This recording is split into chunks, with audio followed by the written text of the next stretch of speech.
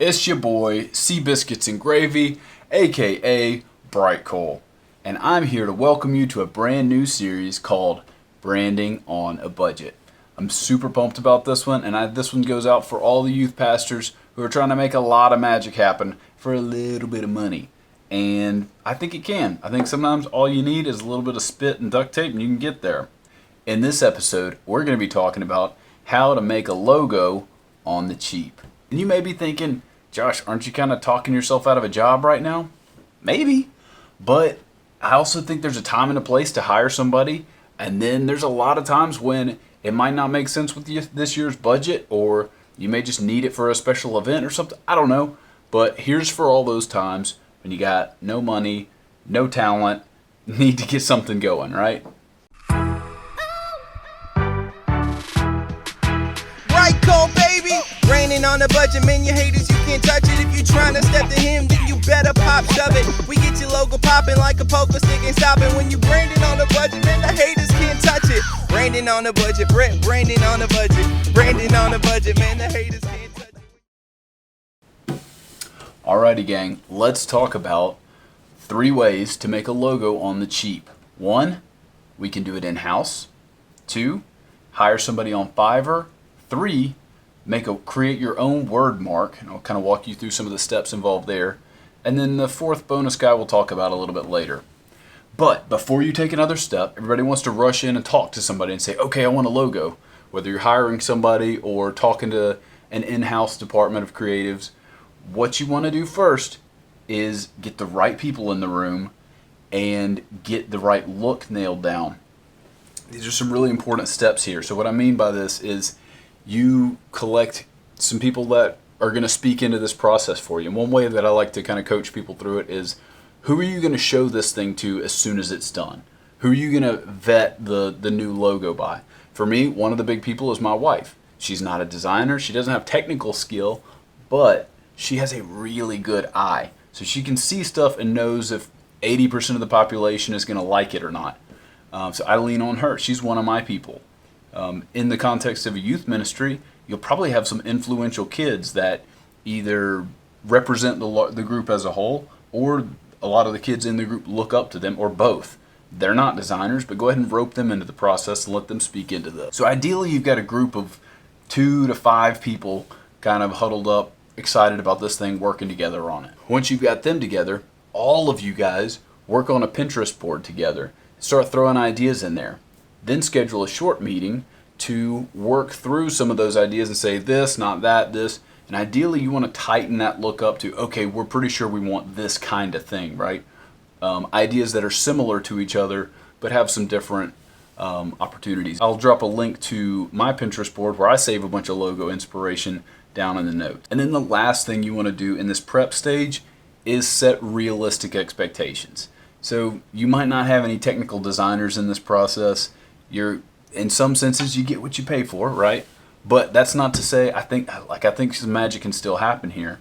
But what I want you to do is just make sure that you're not trying to do too much. So if you've got we really like all of these, but it's a really intricate execution of the design, that might be kind of hard to do.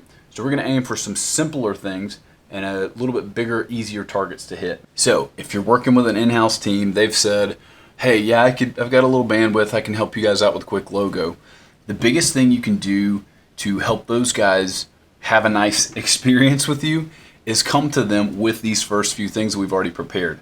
A lot of times people jump in and they fill out the project form, or they just say, hey, Mike, I need a logo, can you help me? And then Mike's first question is going to be, okay, who is this for? What are we doing? Do you have any ideas, right? And here you've already got that stuff. You've got the people that are going to speak into the process, and you've got some looks together. You can say, hey, if these 2 logos that me and my team have batted around, if these 2 things that I found on Pinterest could have a baby, that's the logo that I want.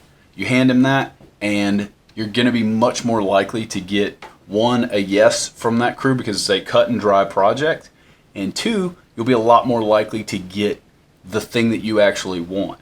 Okay, because if you hand him 60 ideas or no ideas, you're really just rolling the dice on what you're going to get out of the process.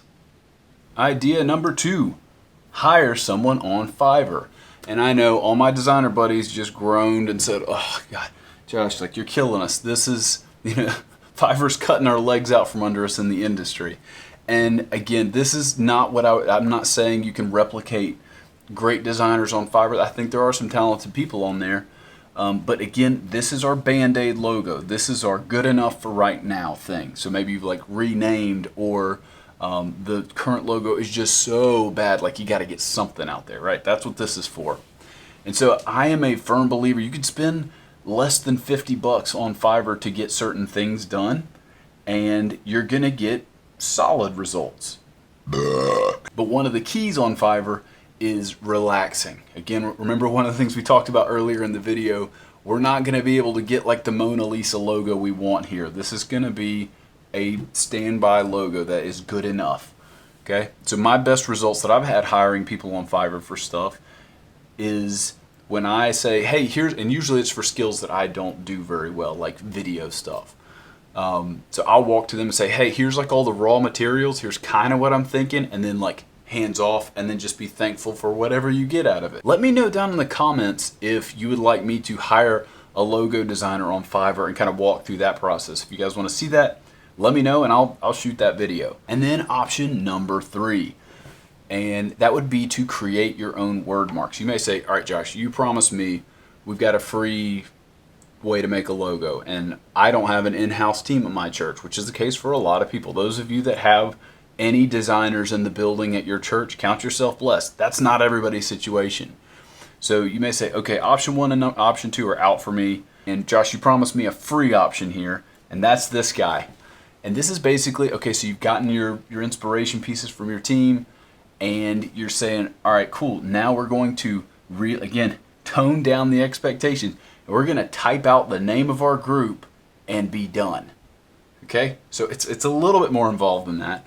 What we're going to do is go to places like DaFont, Creative Market, Adobe Typekit if you've got access to the Adobe library, and you're literally going to find a font that matches the style of the logos that you liked, and that will be your placeholder logo for the time being. And it's okay if your logo is just a name, because sometimes it's pretty difficult to execute some kind of icon or illustration that unless you're just buying a stock graphic, which is also an option. But I would lean more towards just literally keep it simple. Save your pennies for other stuff and maybe hire somebody down the road. But for now, it is okay to just type out the name of your group. So ideally, you'll actually do all 3 of these ideas, and that'll give you some options to kind of to hold them up against and really explore the neighborhood of options that you have. Option 4, take a designer to lunch. So find somebody that you know, whether they're in or outside of church world, and say like, hey, here's the options I'm kind of thinking through. What would you do here? And they may say, oh, pick that one. Or they may put some red ink on there and say, oh, if you extend the line of the L here, that would make it a lot more interesting. Or they may say, wow, I've actually got some time. I'm really passionate about this. It seems like you've put your stuff together and are trying really hard. Let me help you out. Let me jump in and do some edits for you. But either way, you've had a professional sounding board to bring to your group. And that's all she wrote, folks. Thank you all for your time. If you would like me to expand on any part of this video, I know we kind of jumped into some of these pretty quickly. Let me know down in the comments. You say, hey, please make a video on this thing, and I'll be happy to do it. If you haven't already, hit like and subscribe.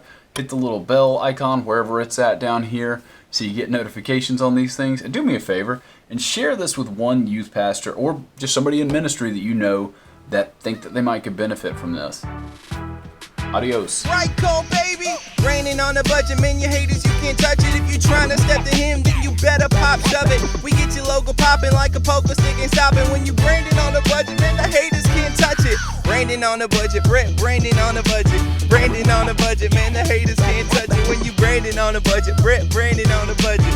Branding on the budget, man, the haters can't touch it. Logos more than pixels, pixels more than logos. Shout out to the fans, get it back like it's Frodo. If you wanna come pop like a pop star, rock star, come and get your logo popping. It ain't that hard.